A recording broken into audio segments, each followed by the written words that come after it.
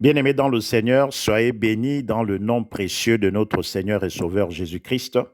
Ici, Gabon Impact Chrétien, une association chrétienne qui a pour objectif de proclamer le salut en Jésus-Christ jusqu'aux extrémités de la terre en utilisant les réseaux sociaux tels que YouTube, TikTok et Facebook.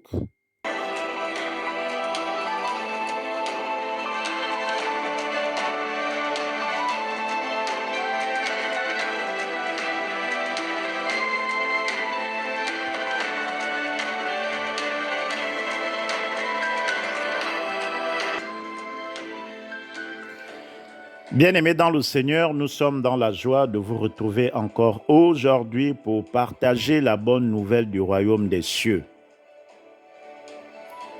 Notre thème du jour s'intitule « Si tu es dans les problèmes, prie ». Oui, bien-aimés dans le Seigneur, la vie est un combat comme le dit l'adage populaire. Rien ne s'obtient facilement dans la vie. Et la grâce n'est pas un cadeau comme le supposent plusieurs, car elle a des critères tels que la disposition du cœur.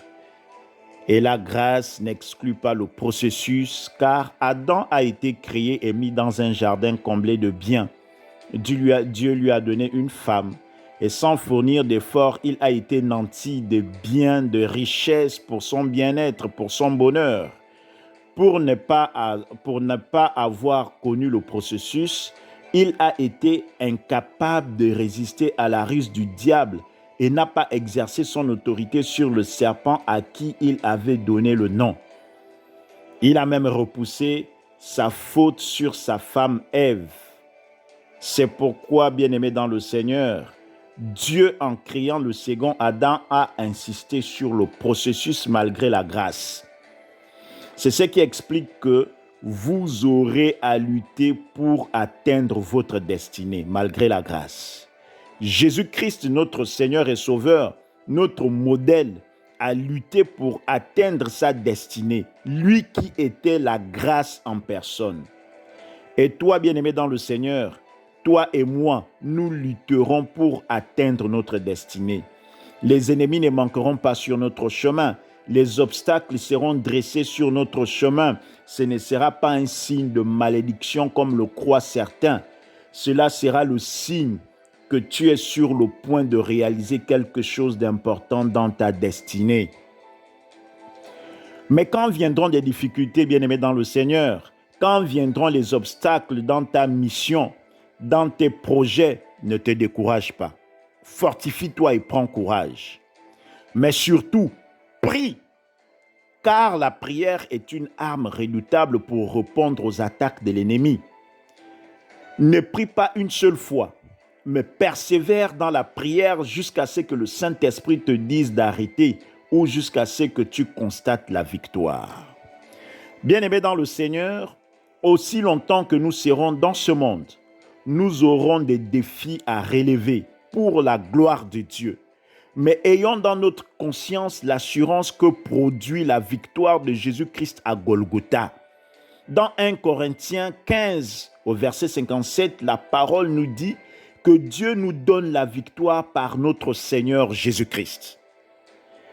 Par ailleurs, notre position en Christ fait de nous des vainqueurs, parce que celui qui est en nous est plus grand que celui qui est dans le monde. Et nous sommes plus que vainqueurs par celui qui nous a aimés, c'est-à-dire Jésus-Christ, notre Seigneur et Sauveur. Bien-aimés dans le Seigneur, pour exercer notre autorité, contrairement à Adam dans le jardin qui ne s'est pas opposé au serpent, nous devons déclarer la parole dans le nom de Jésus-Christ pour annuler les plans du diable sur notre vie. La parole dit que toute arme forgée contre nous sera nulle et sans effet. Nous devons donc prier avec insistance quand viennent les problèmes et ne pas nous laisser envahir par la peur ou l'esprit de défaite. Ces sentiments négatifs qui nous envahissent ou les voix négatives qui chuchotent à notre oreille sont l'émanation du serpent qui avait parlé à Adam dans le jardin. Ne restons pas muets comme Adam, mais répondons à ce serpent comme Jésus a répondu à ce dernier lorsqu'il était sur la montagne, avec des paroles qui viennent du Seigneur Jésus-Christ. Refusez les desseins de l'ennemi et proclamez la vérité de la parole sur votre situation et vous verrez la gloire de Dieu. Bien-aimés dans le Seigneur, pour illustrer cette situation, je nous invite à lire la parole de Dieu dans Néhémie 4 du verset 1 au verset 9. Je lis la parole de Dieu dans Néhémie 4 du verset 1 au verset 9. Lorsque Sanballat apprit que nous rebâtissions la muraille, il fut en colère et très irrité. Il se moqua des Juifs et dit devant ses frères et devant les soldats de Samarie, « À quoi travaillent ces Juifs impuissants? Les laisseront-on faire? Sacrifieront-ils? Vont-ils achever? Redonneront-ils vie à des pierres ensevelies sous les monceaux de poussière et consumées par le feu? » Tobitcha l'ammonite était à côté de lui et il dit, « Laissez-les bâtir. Si un renard s'élance, il renversera leurs murailles de pierre. Maintenant, écoute, ô notre Dieu, comme nous sommes méprisés. Fais retomber leurs insultes sur leur tête et livre-les au pillage sur une terre où ils soient captifs. Ne pardonne pas leurs iniquités et que leurs péchés ne soient pas effacés de devant toi, car ils ont offensé ceux qui rebâtissent.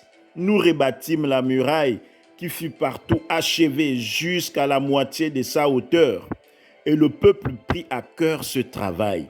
Mais Sanballat, Tobidja, les Arabes, les Ammonites et les Asdoniens furent très irrités en apprenant que la réparation des murs avançait et que les brèches commençaient à se fermer.